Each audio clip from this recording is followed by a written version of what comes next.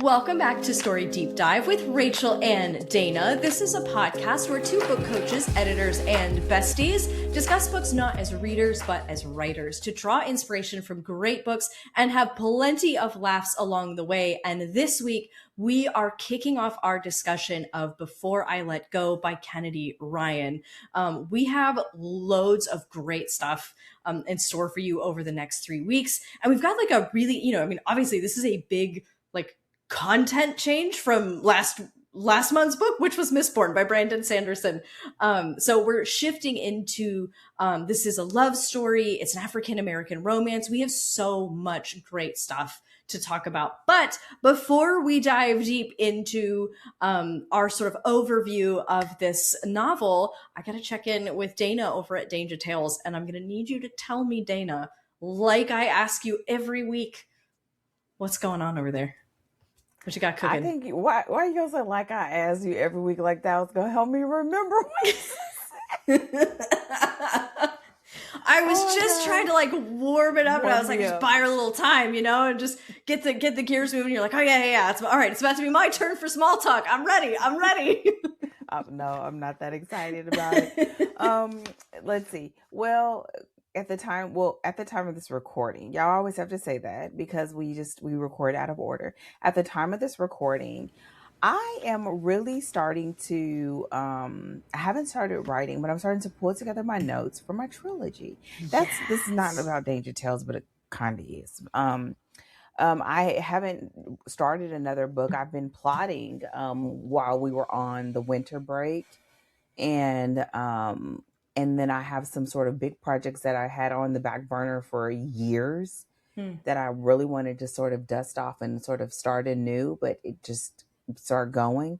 And so I'm really excited about it. I have no sense of expectations other than I want to be able to like get a draft of the entire trilogy done. What's the deadline? I have no idea or clue. I'm going to get it together because I need a framework. Like I need a timeline. To really know what I'm doing. But yeah, so I'm working on that. And then for the community, we are really trying to work through whether we're going to do another boot camp. Mm-hmm.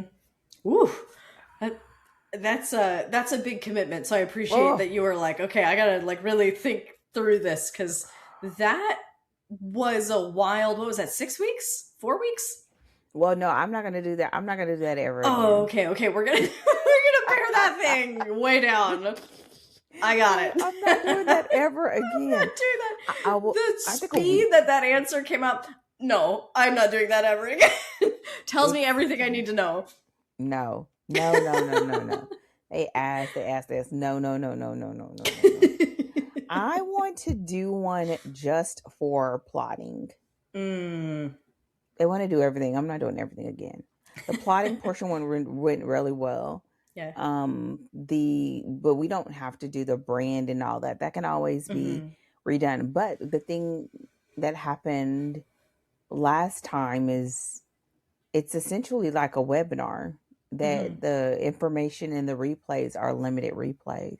Yeah. So there's no existing information to go back to, but we do have the information in DTW. So yeah, I just have to prepare my mind for that back to back. Yeah. And have a student that is ready to plot at that pace in a week. Yeah. How many sessions would that be? Like if you were to do like a boot camp, would it be one a day or multiple sessions a day, or what's the... One a day. Okay. One a day for 5 days. Yeah. Okay. That's still a lot of... It is. Yeah. We did back in December, we did a revision weekend where it was like we did 2 sessions a day for 3 days. And where was I? I think you were, I don't know, man. The announcement went out and we did, but it was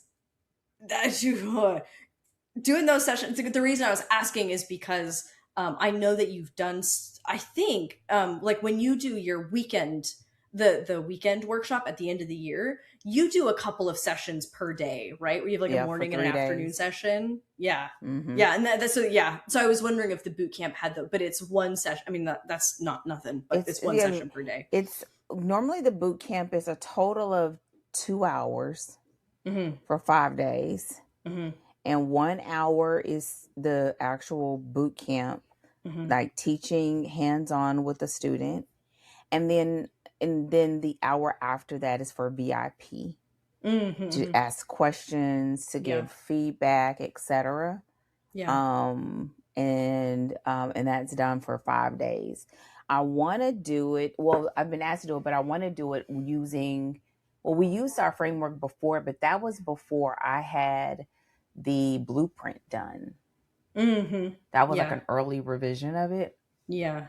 And so I teach the 4-act structure, and the author plots that act. Yeah.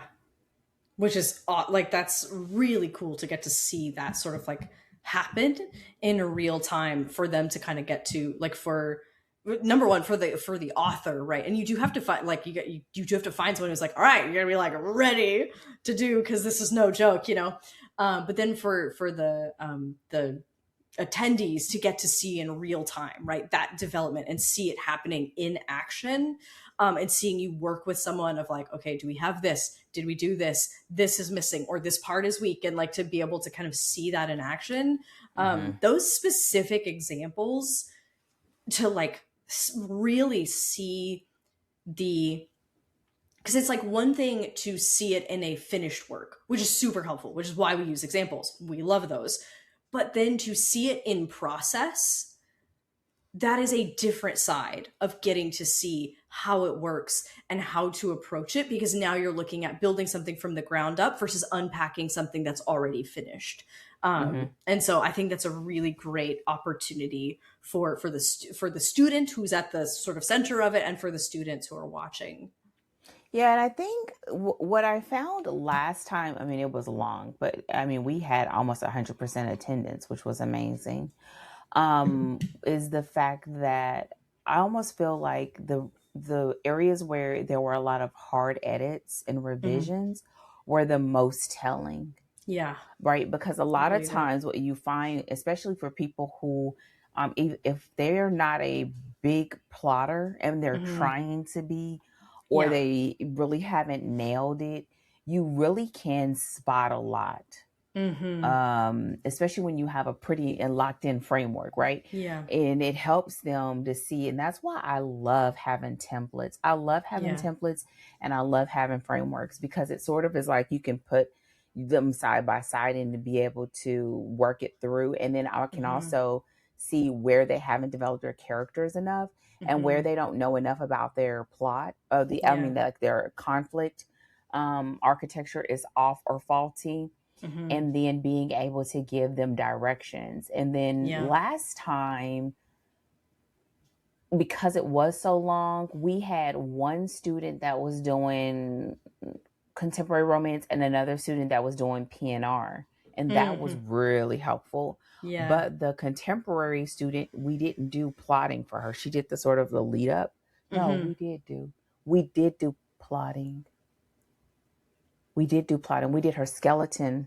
And then the other one, we had a little more in depth, but with more, it was longer, like the expanded outline. And this time I think I would want to stick with just a contemporary romance, like a steamy romance, because it would be a great just demonstration of it. Yeah. And so we'll see. I have to decide. Well, at the time of this recording, like I literally have less than a week to decide. Ooh. We talk about this in a different episode, but scream if you want to go faster. Woo! Okay. I mean, but the good thing is, like, I already have everything. Like, it's already planned, and I just have to decide, who to make the offer to. But I mean, it wouldn't be like next week, the actual thing, but I want to decide by then, so I'd have enough time. I gotcha. Yeah. So I'm not that crazy, but just. You never know, because before you did the like 6 week or 4 week or whatever, that crazy boot camp, I think you told me about it a week before it was happening, and you're like, oh yeah, I decided I'm gonna do this thing. Also, it starts next week. Like it was, so that's like not necessarily off the table. Well, that time was out of my control. I mean, it was a little bit out of my control because I needed to do the number of weeks that I needed, but I didn't want it to bump into. Yeah, you had other stuff going on. Yeah, it was like it was for the certification, so it kind of I had a deadline. Mm-hmm. And I loved it. It was tiring, but I absolutely loved it. It was so I know good. it did really well, and I know people are like, "Can we do it again?" And you're like, "No, we can't." I like that, but I'm glad you enjoyed it. Yeah. I don't think I will ever do that again. I was like, I was insane, and I still had to like record and do feedback and give them notes every day, because they were working on it that night. Yeah. So I had quite a bit of work to do after. Jeez, yeah. After an already long day. Oh, when your brain is like mush because you're on. Mm-hmm. But it was worth it. I would do it. I mean, I say I wouldn't do it again, but I would do it again for them. But girl, I don't have to do it ever for me. Like, I don't get to do it ever for me. So yeah, I'm gonna decide soon. Even talking about it now, I'm like, I know I'm gonna do it, but I haven't decided. That sounds about right. Yeah, like this. So yeah, but yeah, other than that, like everything else is in full swing. Our regular meetings are back. Our sprints are back. So we're back, our 5 a.m. sprints. Live writing is back. Mm-hmm. Yeah. So we do that 2 hours twice a month. So we're back. Like everything is back. Fully back online. Yeah, that's great. The year is starting and getting back to it. Yeah. So what about you, ma'am? What do you got going on at StoryCypher? So you're like back in like full swing. I am still getting my feet because who got hella sick at the beginning of January was me. Oh my God. I got took out. I was just the legs out from under me. I had a fever for 5 straight days, like 102 fever. Could not get rid of it. And I would, I would take cold medicine that would like kind of get me through. There were a few, I rescheduled as many work calls as I could, but not all of them felt like calls that I could reschedule. And so it could like get me through a call, but I was sitting there like willing myself to live during those calls, but it was tough. It was tough. And then the week after was like, the like post sick, like can't quite get your brain back together, tired all the time. I do one thing and I'm like, I have to lie down. I need a rest. But during that time though, I will tell you, we did our first Act 1 review. We did a hot seat for one of our students. So she is in the kind of like final drafting. So she's like in 3rd draft, just kind of getting it tightened up. And we did a group sort of like coaching session where she submitted her first act and, anybody who wanted to read it could read it. I had some guiding questions for how, like for anybody who had thoughts to kind of help guide, like, here's what you should be looking for. Here's the kinds of, questions to be answering and to be thinking about. And we sat down and we had a hot seat session. It was like an 1.5-hour session, talking about her first act, helping identify her stakes, making sure that our central story promise was crystal clear, talking about how invested we were in the protagonist. And it was so stinking fun. And, she got a lot out of it. So now she's like going back, and before she writes the rest of the draft, she's going to kind of tweak some of the things that we discussed to get a feel for it inside of an act that she's like very familiar with, right? Of like, okay, let me go back into Act 1 to kind of do like a trial run of like some line editing, stuff that we kind of talked about. It's like, oh, here's where you can pull this back and push this forward, to make some like slight adjustments to sort of some of her scene arrangement. And so she's kind of getting to go back and like implement that feedback so that she has it kind of clear and solidified before she writes writes her third draft of Acts 2, 3, and 4. And so that was really, really fun. Like, it was such a great session. And I think the best part is that, like, she showed up not knowing how people would feel about her work, right? Because this is like, that's always, man, sharing your stuff is like uncomfortable. And this was like the first time doing it, and being able to come out. And what she found was that people loved it, right? They were excited about it. They loved her protagonist. They were excited about like where the story was going. They wanted to know more. And like, what was the niche? She's writing a mystery. So it's sort of like it's sort of a historical, with like a little bit, like it's a little bit gothic. It's a little bit, it's so good. I don't want to say too much because I was like, oh, this is her story. Like, I haven't been given, but it's at its heart, it is a mystery. And so, I always want those hot seats to be like, they have actionable feedback, right? That they can take away, that they know what to do with their story, and they know how to, whatever to tackle. But one of the best parts of doing something like that is for someone who doesn't know how people are going to respond to their work to get the encouragement that like people care about this story. People want this story. People are excited about this story. And that my feedback is good. Okay. Like, it's good feedback, but there's something about the emotional side of that, right? To sort of just re-motivate you. Cause once you're getting into the third draft, you're kind of having to really get in there, and you're just tweaking stuff, and you're really trying to make sure that the thing is tight and that it works. And so to have that added fuel, right? Of, oh man, people are actively excited and invested in my story, and they want to see the rest of it. I feel like it gives you that extra push to be like, oh yeah, like I'm ready to get back into it and to just keep working with it and keep, doing the hard stuff and the fun stuff, and just to kind of give it that extra push. And so that was so rewarding to do, like, and so fun. So we had a really great time. And again, it was like the first one we did. She was our first volunteer, which is like, that's always a position of honor, to be willing to be the first person to go and do that thing. And so I'm looking forward to, we've got several students who are kind of in the thick of drafting right now. So I'm really looking forward to when we get to do it again for the next student who sort of has their next act ready. So it was really good. We had a great time with loads of good discussion. So, okay. Now, so how do you feel?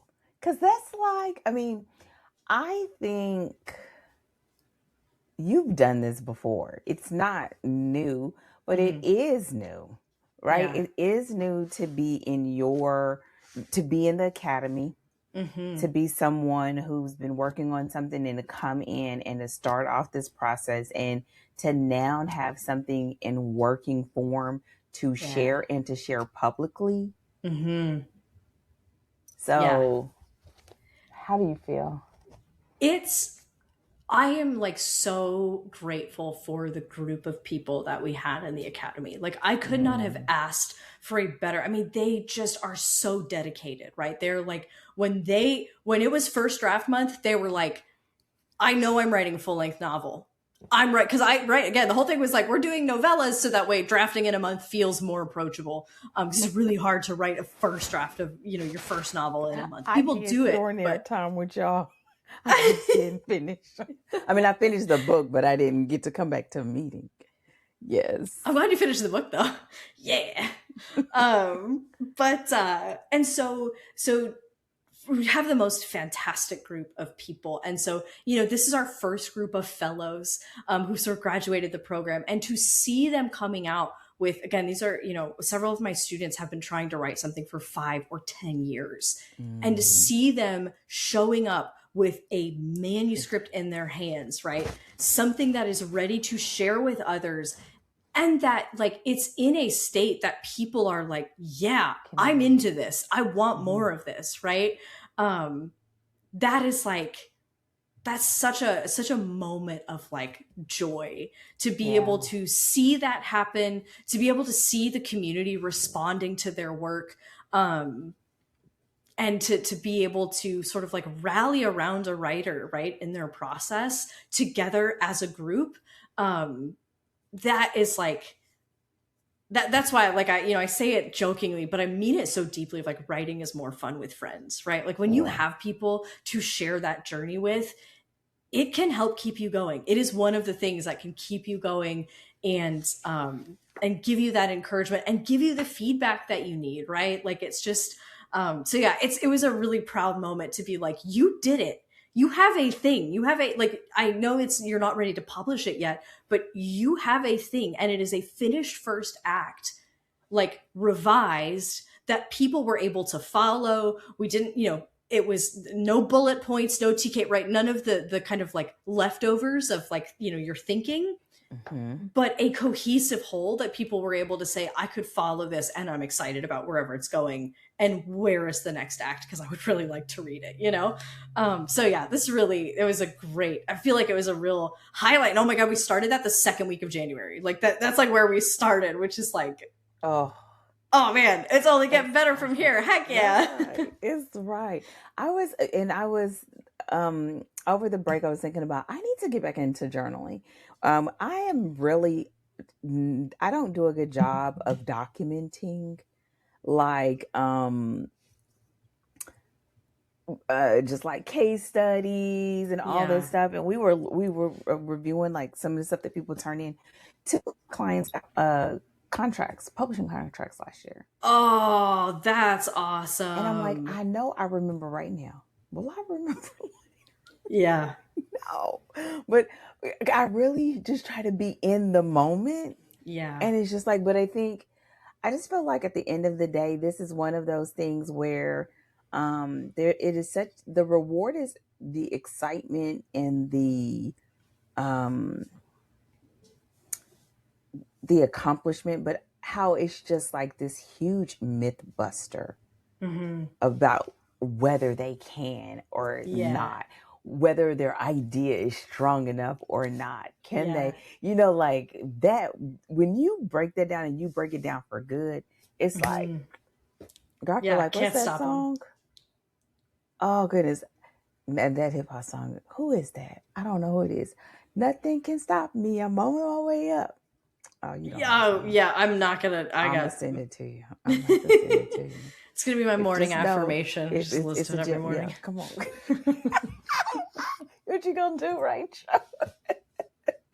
Don't do it like that. I'm gonna send it to you. The thing here's the unfortunate thing. I went into metalhead, right? Because like that's what I'm like gonna be listening. So I sort of like went for like the head nod with my my hands on my headphones, and I went for more of like the headbang, which was the wrong move. Anyway, this is. You are such a wonderful and special person. Okay, see, you could have stopped at wonderful. I feel like you're a special person. This feels like, hang on, no. This feels like it stopped being a compliment here. Oh my God, it is. It is. I promise it is. It is. Oh my goodness. Oh man, I'm really hoping that, on the view, like the video view, that no one was able to see the gesture that I made. I'm just desperately hoping that is not the moment when the camera like pans over to me. It's gonna pan. It's gonna pan because he got us real bad last year, so it's gonna pan. It sure is. It sure is. All right. Well, my complete gooberness aside, do we want to go ahead and dive into our overview of Before I Let Go by Kennedy Ryan? Absolutely. All right. Hit us with that summary. All right. Not hit us. Here we go. Before I Let Go by Kennedy Ryan is a second chance romance that begins after the marriage has already ended. Yasmin and Josiah are divorced, but their lives remain deeply intertwined through co-parenting their children and running the restaurant they built together. Both are trying to move forward, yet unresolved grief, emotional avoidance, and years of shared history keep pulling them back into each other's orbit.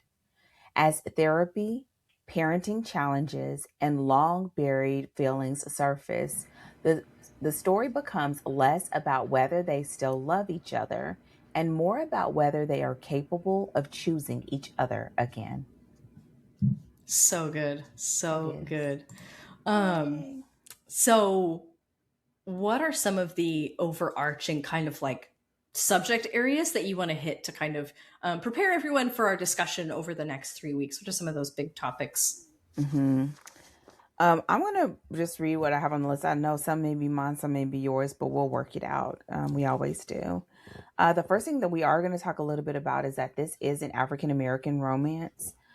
We talk about it a little bit in the future episodes, but this is more so to sort of orient people. Mm-hmm. This story is an amazing story and it sort of transcends that genre, but it is Yeah. helpful to sort of ground us. And I think it plays a lot into the core conflict of the story.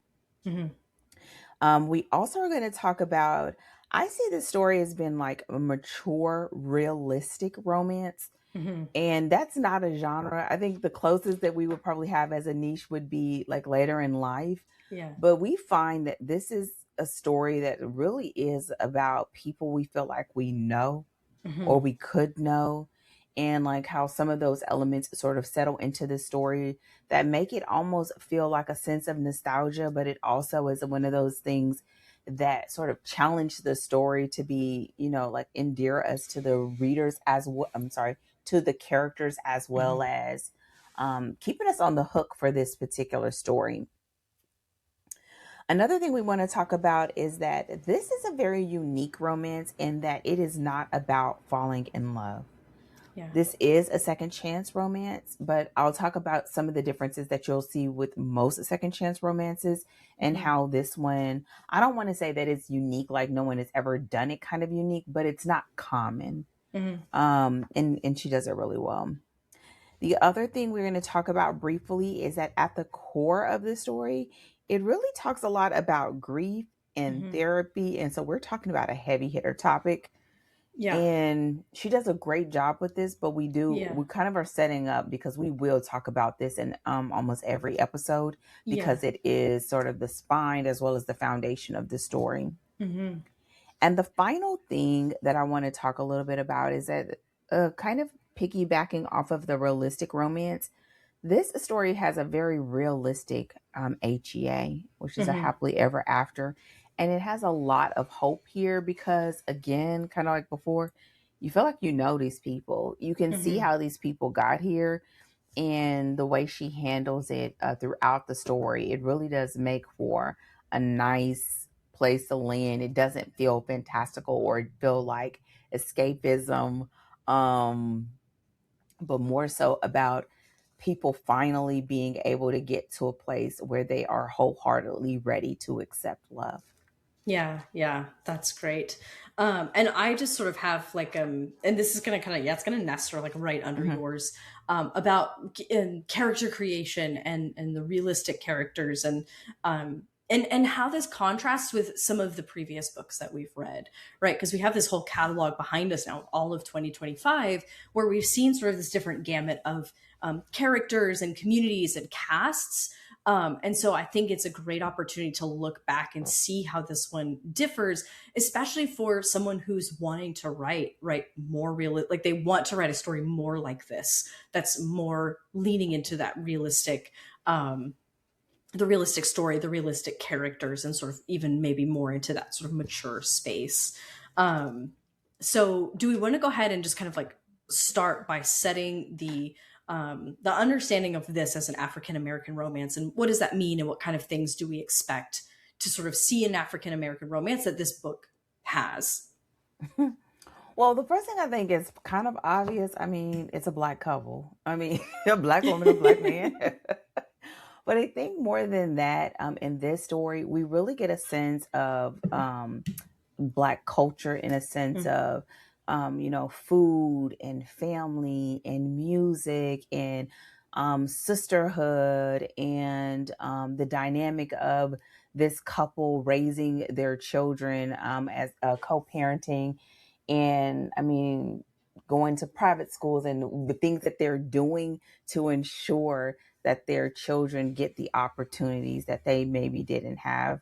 mm, They didn't talk a lot about her family that I can remember. I mean, her mother was there, but I don't remember them talking a lot about her family, but they did talk about, quite a bit about his family.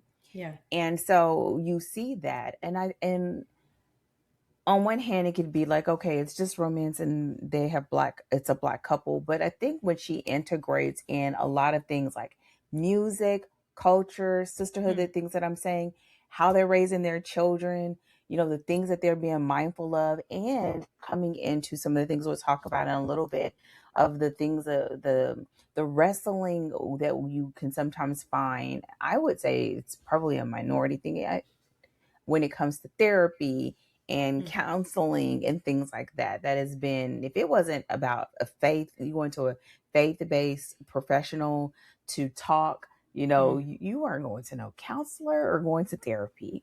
But they found themselves in a situation where it was beyond what they could do themselves. And that's kind of what leads us, we're on the other side of it, but them exploring and how it sort of was almost, tore apart their marriage. And so you see these aspects, and I think you see it in the languaging. It's not full out like some stories may have had, like Ebonics, but it does have a little bit of slang and very much feeling like a sister girl to sister girl kind of talk, right? And so you feel that. But I think ultimately you just get an experience of this upper middle class family building a business, doing what they have to do, sacrificing what they have to sacrifice for their children and their family. And along the way, it seems like love was sort of like a collateral, like they sort of lost it due to some very significant reasons. But it's sort of like they were moving on up, and in points you see the contrast of how they look back and how, they felt like they were maybe much happier when they didn't have all of the things, the house, the neighborhood, the restaurant. And we see them sort of wrestle with that and the decisions that they make to keep their family on that trajectory. But also now is that moment when they start saying, like, did we lose ourselves in the process? Was it worth it? And are they able to get that back again? Yeah. I think this kind of starts to sort of like turn us toward the mature, realistic romance because they are people who they fought to get where they are, right? They've worked so hard to get to this place in life. What that means is that they the years of newly falling in love and that fresh romance that is behind them. And so you get this contrast, just like you're talking about. And we talk a lot about this in characters when we talk about memories and looking back, and the way that their past is a juxtaposition to their present, not just, oh, we were broke then and we're successful now, right? They're looking at this exchange of something that seems to have maybe fallen through along the way, where it's like, well, we were broke then, but we were happy. We were so in love. And versus now we have everything. Like we have the things that we were pursuing, everything. Right? Yes, everything in quotes. Our kids are in a good school. We've got the house. The restaurant is successful, but something between us broke. And so that is a unique kind of conflict and situation you can have with characters when they are more mature characters, right? Like there's certain kinds of things that you can explore and contrast, I think, when you have characters who are further in life. Then again, we contrast a lot with like Knock 'Em Out because that's closer in terms of contemporary romance, where Naomi's starting over. She doesn't have anything, and she has less to lose in terms of like she doesn't have kids. There's she has a ward, that I guess she kind of does have a kid, but she's like starting over, whereas they have built this whole life, but then it's almost like a Jenga block, right? That got like kind of pulled out in the middle, and the whole thing is kind of wobbling maybe. And that's a certain type of conflict that you can introduce and that you can explore when you're looking at a more mature romance of people who are a little bit later in life, but also like later in life in terms of what they have experienced and what they have done, not necessarily age, like limited to age. Yeah, but I think the great thing about this is we do have that as well. I think Mm. we talk about it in one of the episodes where it sort of can reach a certain type of woman as well, a Hmm. certain type of reader because of where Yasmin is Hmm. and the sacrifices that Yasmin has made to be Hmm. there, and also to be the type of woman who is at the PTA meetings and who Hmm. is the mom that's on, mom is doing the dance, Hmm. um, and the sacrifices that Josiah does so that she can do that and she can freely do that. And I think the reality is, I think even in this day and age, that is still a part of, if we will, the American dream when you're coming from minority families where that really wasn't an option. Like you Yeah. couldn't afford that. And now you have people that have, just like them, who went to college, graduated, built something, and then made this Yeah. intentional choice. And Hmm. in that choice, the very person that they, fell in love with and thought they would always love and have never loved another person like them was Yeah. lost. Hmm. And lost and still very much present in their life, which makes this Yeah. really unique set of Yeah. circumstances. And so you have that mixture with that. But the other part of the realism, I feel, is that you feel like these are people that you know or you Yeah. could know. Hmm. And that makes it so that you really are invested Hmm. in their story and their outcome and in understanding like what happened to them. Yeah. Because everything about it, like on the surface, is like, it's too good to be true, you know? Yeah. And here they are now at a point where they are co-parenting and coexisting, but Hmm. some things are coming up that's requiring them to lean in, and where they need to be even more locked in as a unit and as parents Hmm. to be able to help their son and their children. And so it also throws them back on the path of how we got here, and challenges them to have conversations that they were not equipped to have. And quite as it's Yeah. kept, they're not equipped to have them now either. Right. Hence the Yeah. story. And so that actually goes right into, like, we look at that realism, but then it goes right into that this is really not a romance about falling in love. We realize Hmm. early on they still care about each other, whether they say it or not. They don't have to. Hmm. They do not have to. The way that they are balancing their children, balancing the things that they need, balancing the restaurant, helping each other out. But it's kind of like this very amicable space, while at the same time there's an elephant in the room, Hmm. a huge elephant in the room that we keep just Yeah. walking around. Yeah. And so it's not about them falling in love. It really is a question of like whether they can risk um, giving each other another chance. Hmm. For her, it's like the guilt of being the initiator of the divorce, Hmm. and for him is the one that wanted to keep the marriage and having to um, go along with it because that's what she wanted. Yeah. And when both of them have a part to play in what happened. And Yeah. so you're rooting for them, you're cheering for them. And then and I will say this because we're saying this like this now, because y'all know when we get here, y'all, we've been recording all day, brains are fried. But this is all sort of like laced with laughter and Hmm. um, joy, and then the grief and therapy, and Hmm. discussing very hard things in a very approachable way.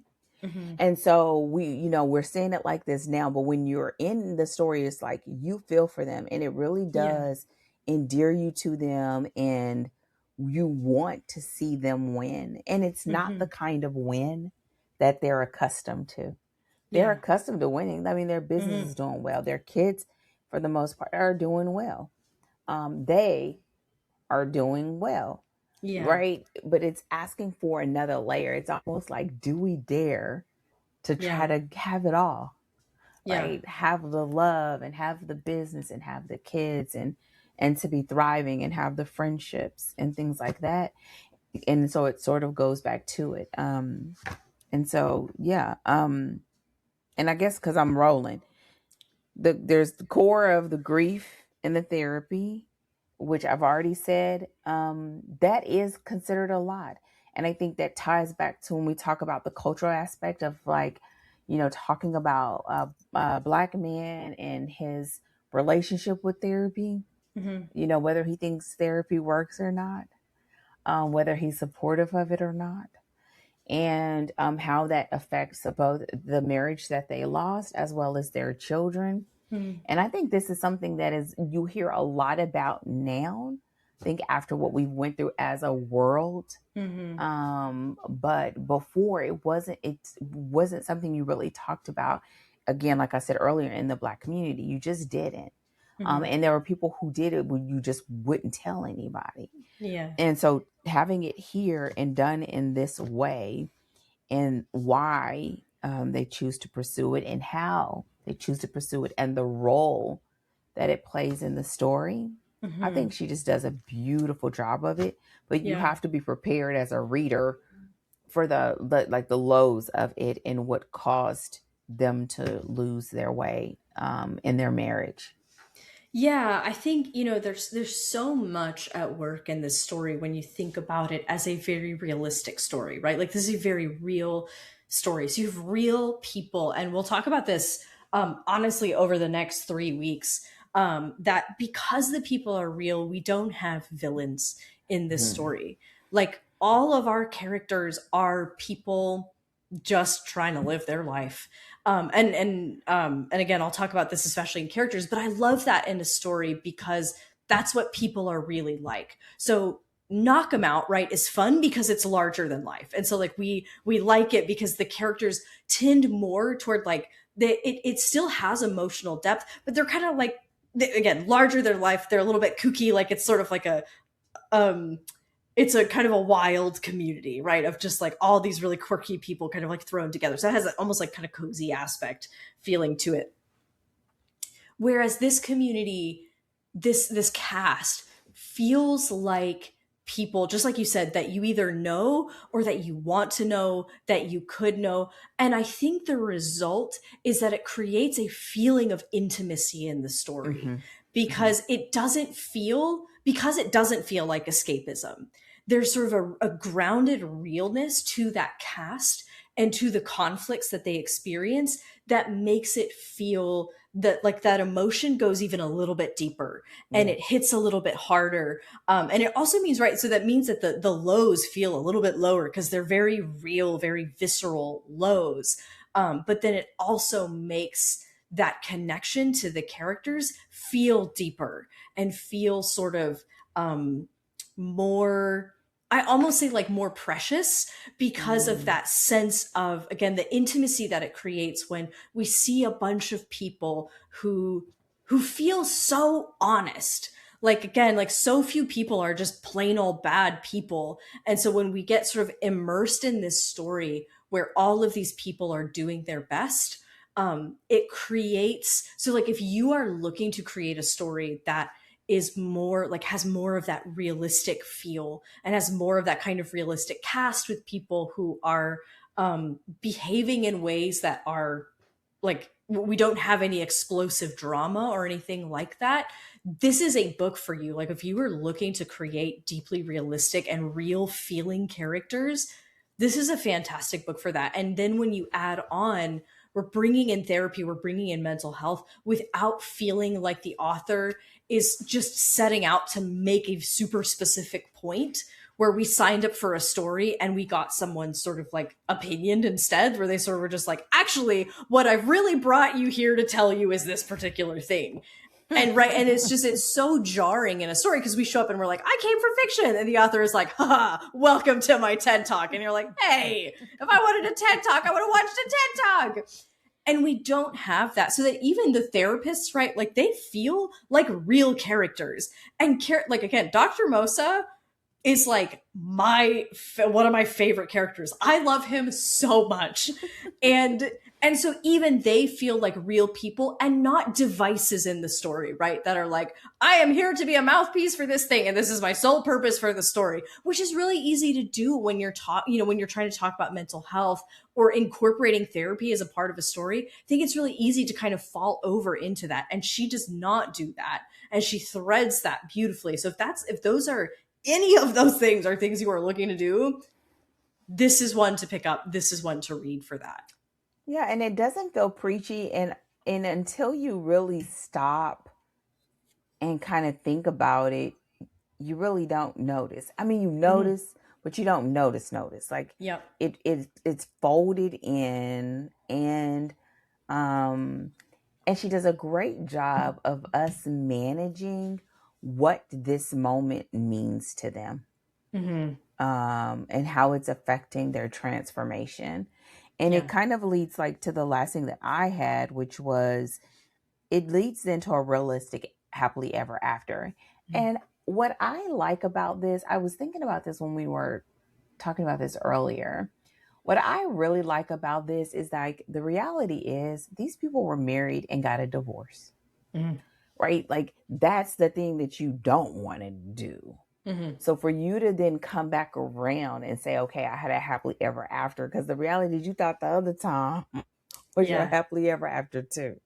So for you to have something that still feels hopeful and that feels like that they've learned this lesson, that they are mastering this lesson and they've equipped themselves with what they need just in case life starts lifing again, it feels like something like, oh, I can do that.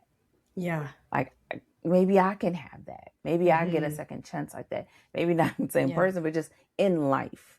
Yeah. And I think what it does is like, it's one of those great depictions of fiction imitating life, but in a way that really feels like nostalgic, that you just feel like you're in the moment with them. Yeah. And this story really does embody that.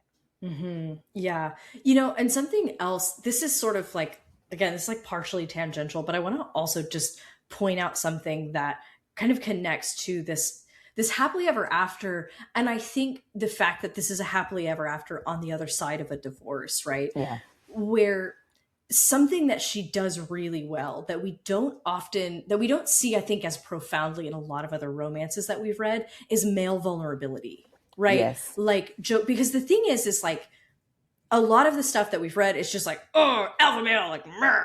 And they still have this sort of emotional, right? We see how they've been wounded and we see that, but she really like Josiah, first of all, Josiah is experiencing a lot of right? Like he just experienced major rejection. His wife being like, no, done, like that already is like, whoa. That's hard.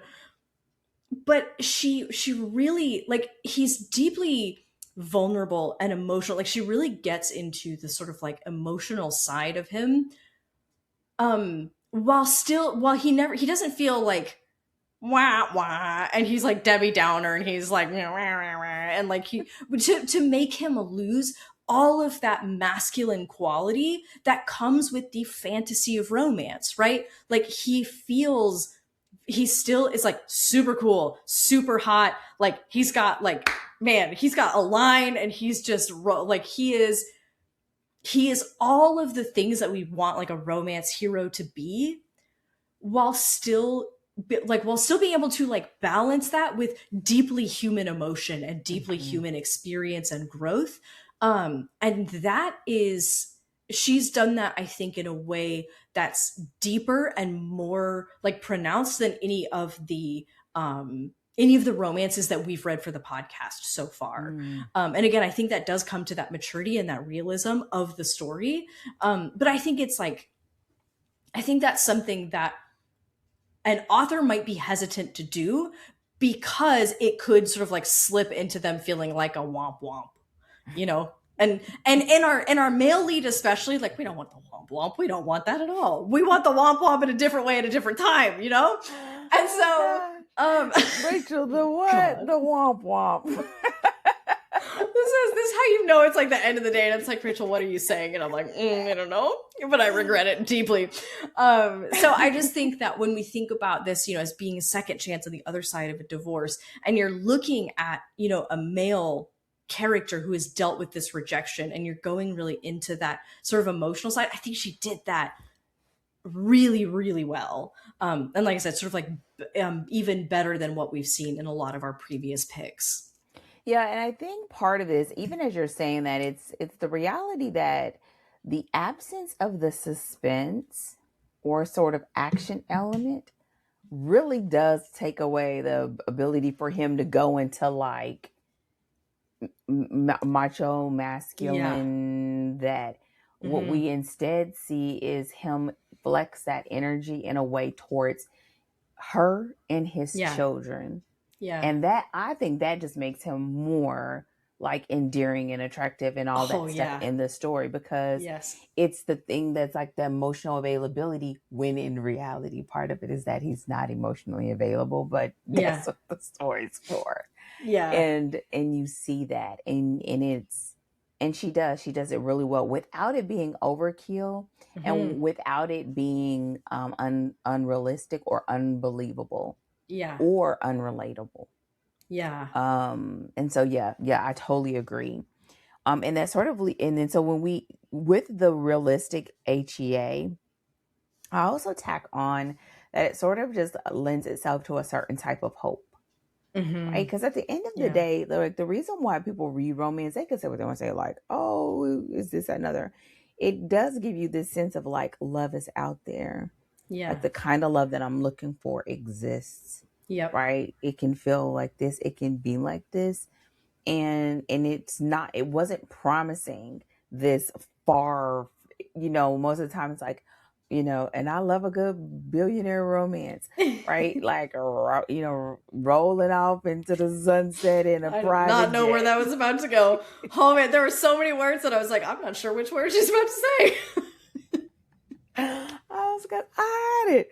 But, like going off into the sunset, in a private jet, no, this is like a family deciding that our family is our priority. Mm-hmm. And so those are my notes. I will say that there are some things that, like, as we move into the conversations, that are some cons that are rooted in the very things that we love about it. Mm-hmm. But I think that after this, like the next 3 episodes, you're going to see that there is a balanced treatment of both, and just recommendations on some things that we find that may be aspects of the story that Kennedy Ryan gets away with, because she's Kennedy Ryan. You know what I mean? But in the end, it's a story that we, really truly enjoyed and had a great discussion around this. And I do think it brought a unique aspect to our existing reading list. Yeah, absolutely. And what's interesting, I'll just sort of like tack on my sort of final point here, is, we have so many we talked so much about these sort of deviations from what we would kind of typically see in romance. And again, I think that you are right to, especially in this overview episode, to point out that, like, all the things that we're talking about that we love, there's some pros and some cons to that. And over the next few weeks, we are going to talk about those things so that you can make informed choices, right, as you are writing, and know what you are doing, and make intentional choices to say, okay, if this is the con, is there a way that I can help offset that with whatever I'm setting up in my story? What's so interesting is we have a lot of these sort of like deviations from what we typically would see in romance, but we do also have some tropes that we recognize. Come on. Which was, it was so fun for me to be reading, and I was like, oh, I know that one. Oh my gosh. And it's funny because, you talked about this is not a romance about falling in love, because that's already happened, right? And they never really stopped loving each other. And so the fact that we got these tropes in a story about 2 people who are like, they've already been married, they're not having sex for the first time. This is not like, new. It's been a while, but it's not new. And so we get a few of these like tropes that I like recognize from other romances that we've read. So we have this sort of like, let's just get it out of our system this one time, which again, I just love because you sort of have this, and let me go ahead and hit this one as well. We get a one bed trope moment, which I think is actually like in the moment I was like, this feels a little crazy, but the more I think about it, the more I kind of love it, because we were talking about a married couple, right? It's like, so it's not the same like, oh no, what are we gonna do? It's like they've been married, they've shared a bed before, and that's precisely why that's so tense, and so I love that sort of like twist on the one bed trope, because it's like for a previously married couple, in some ways it shouldn't be as shocking, but it's almost because of their history, because they were married, that it is so like, oh no, which I thought that was very clever. It was a nice like twist on that. So we've got, let's just get it out of our system. We saw a one bed trope out in the wild, and we also have these sort of like no strings attached. Let's just keep having sex and I don't know, it'll be fine, which I just think is so interesting to see those particular tropes in a story that is not a romance about falling in love, and that she still was able to take these very familiar tropes and play them in a way that they're very recognizable, but they're ultra specific to this scenario. And I was like, I'm intrigued. I was not expecting to see these tropes show up here the way that she did them.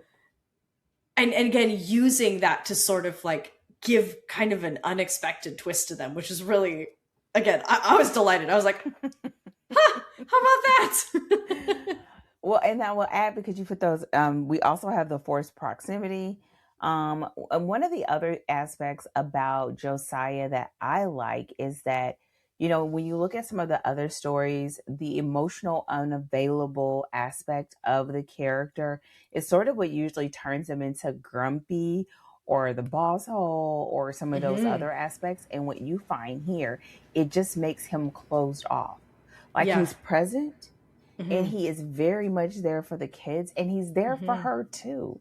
Yeah. But there is a very kind of clear, invisible wall there.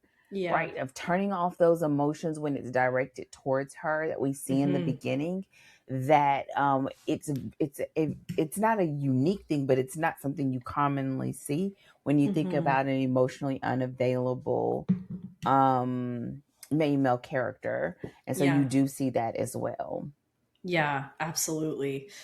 So if you haven't already picked up this book, we've got 3 weeks of fantastic conversation coming down the pipeline. So highly recommend you grab this book and give it a listen.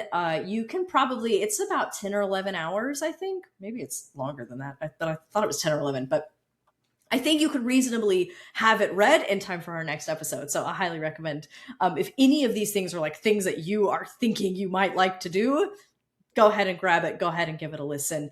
Dana, are there any last points, any last things you wanted to hit for our overview episode before we wrap for the day? Well, just two that are around characters, and we'll talk about this more in the characters episode, but I think it would be great to mention. One is that we do get the opportunity to meet the female protagonist for the rest of the series. And a very unique aspect of it is that their friendship was formed after the divorce. Yeah. So it makes for a very unique sort of angle, that her forming these very close sisterly bonded friendships after the fail, if you will, of her marriage. And the final thing is that you have a very unique treatment of the children. The children, Kasim and Danja, both have their own emotional arcs and very unique circumstances that they are experiencing, that are partly because, the overflow of the divorce and, having both of their parents there emotionally and supporting them still 100%, if you will, and very much in tuned, that you still see the residual of the family sort of falling apart. And so that those two aspects are very uniquely done and a great addition to the layers of this story. But other than that, I think this is a great story. The audiobook and the narration is amazing. If Oh, the you do audiobook is really audiobook, good. it is. Yeah. It really is. And we look forward to, having you with us for the next installments of the podcast. Yeah. Awesome. Awesome. Well, thank you so much. You guys know this is a Dana pick, so everybody just thank Dana for this pick. And again, if you haven't read it, go ahead and grab it and give it a read, give it a listen. The audiobook really is good. It's because I think the audiobook, just as an aside, I would almost say it's not narrated, it's acted, right? Like it's really like the narration is very emotionally delivered. It's fantastic. It's fantastic. So, awesome. Okay. Well, thank you everyone so much for joining us for our overview of Before I Let Go by Kennedy Ryan. We've got lots and lots to look forward to, so I hope you guys are as excited as we are. In the meantime, don't forget to visit us at storydeepdive.com. Give us a like, a follow, subscribe to us either on YouTube or wherever you get your podcasts. And leave us a comment, rating, review. We'd love to hear from you. We'd love to hear, again, books you guys want to see, questions you have, your own thoughts or reactions to the stories that we're reading. We'd love to hear from you guys. And we will be back next week to talk about the plot of this story. So we're going to dive deep into plot next week. And of course, after that, we'll get into characters. So in the meantime, thank you guys so much for joining us. And as always, happy writing.